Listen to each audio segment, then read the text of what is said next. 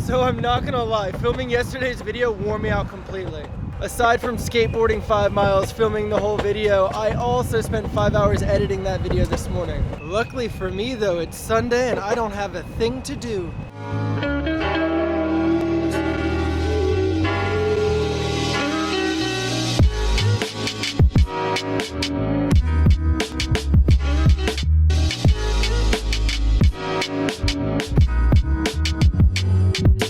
I believe a lot in work hard, play hard. Yesterday was a lot of work hard, but it was also a lot of play hard. But it was mostly work hard. Today's play hard. And no, I'm not gonna film in there because that would be very creepy. I feel absolutely incredible. She was walking on my back. She was popping my back. She was like sticking I guess it's called acupuncture. Oh my God, I literally feel like $1 million. So apparently there's a massive pool party going on at my apartment pool complex. They do this stuff from time to time. Honestly, I don't go just because it's usually a bunch of hammered drunk people mixed with families and kids. That combination just makes me feel like I'm back in Florida. But I did see a few of my friends in there and it looked like they were having so much fun. I know it's not going to be good footage, but I gotta go. Thank you very much.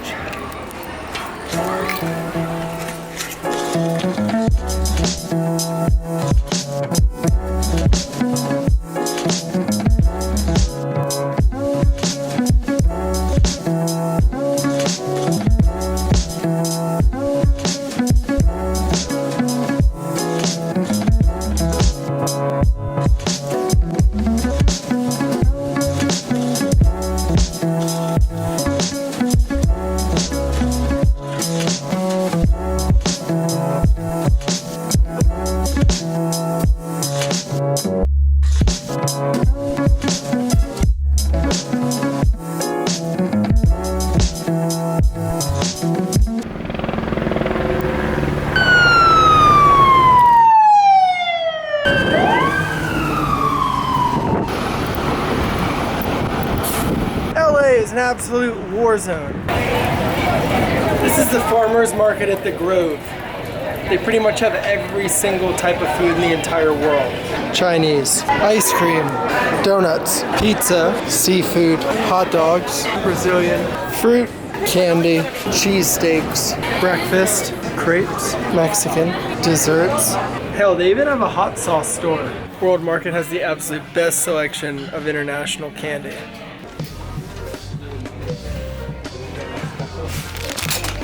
Obviously, we know what tonight is. Look at this. Game of Thrones ale. Game of Thrones is just a great show. I just walk through the parking lot going bum bum bum, and people from across the parking lot just scream yes. The signs are everywhere. Dun dun dun dun dun dun. Oh my God, so I just woke up from like a 2.5 hour much needed nap. I just realized I haven't done like a Q&A in a week, so I've written you guys on Twitter and you have sent in questions, so I'm gonna sit down and we're gonna get started on that. I'm pulling up your questions right here on Twitter. Which lenses are your favorite to use overall? Sorry, Kendall, every lens has like its own purpose and I can't answer that, but my favorite looking lens is the 85 1.2 or the 50 1.2. Abby wants to know, is it awkward walking around in public with a camera and like filming? Good question. I don't really find it to be awkward. If I don't know what I am supposed to be filming that day, I feel very awkward. But if I have an idea of how I want the video to look, feel, be, then it's not awkward because I'm just trying to accomplish that. Bella Loves Liam wants to know, what do you think is a common mistake filmmakers make? I think a really common mistake most filmmakers make is thinking that there's rules they have to follow. There's no rules you have to follow. There's tools that you can use to tell your story. I also think a huge mistake a lot of beginning filmmakers make is thinking that they can't do something because someone else did it. For example, some of the people that watch these videos see time lapses and drone shots and automatically equate me to other YouTubers. But what a lot of people don't know are like time lapses were started in the 1920s. Time lapses, drone shots, these are tools that filmmakers use to establish locations. So just because you see someone do something, don't copy it, but don't also be afraid to use those tools. A bunch of wood carpenters didn't use hammers because one guy once used a hammer, then they'd have a lot harder time creating. What's the difference between a picture time lapse and a video time lapse? Video time lapses are just video that are like fast forward or sped up to seem like a time lapse, And a photo time-lapse is actually a short video that's composed of one picture taken every second, every 2 seconds, every 10 seconds. Whatever you know, it depends on what you're trying to capture. What's the first thing you always put in your bag, your go-to? The first thing I always put in my bag are the batteries and memory cards, because without those, everything else is useless. Lenses, aperture, shutter speed, all that good stuff. Please explain. Antonia, I am really sorry, but that is going to have to be its own video completely. The gear or the concept of the video? This is actually somewhere where me and a lot of creators disagree. One of my favorite creators, Casey Neistat, believes it's all about the story and not about the gear. I see where he's coming from. I believe a lot of it is the story. But personally, I've found that sometimes playing with the right gear has kind of created projects on its own. If you don't have a story, the gear can't help you capture anything. And if you don't have the good gear, you're gonna be trying to tell a story without all of the tools. If I tell someone be sad, the last thing they're gonna wanna do is be sad. But if I get on a wide angle lens and I slowly pull out and I bring rain in and I make it atmospheric, I can evoke emotion out of people without them even knowing.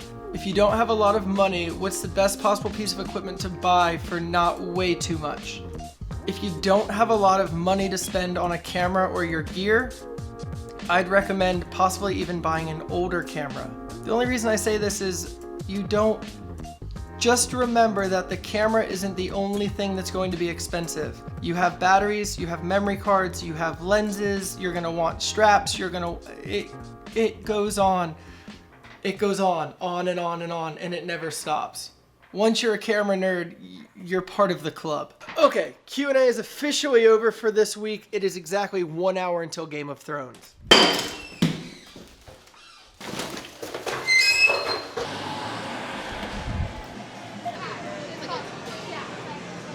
Kind of exceeding the limit, but shh. Got chicken because I didn't want to cook chicken when I got home. So, I have everything else I want to eat at home. Are you responsible? Tired. Woo! Woo! Game of Thrones! Me filming the TV can really only mean one thing.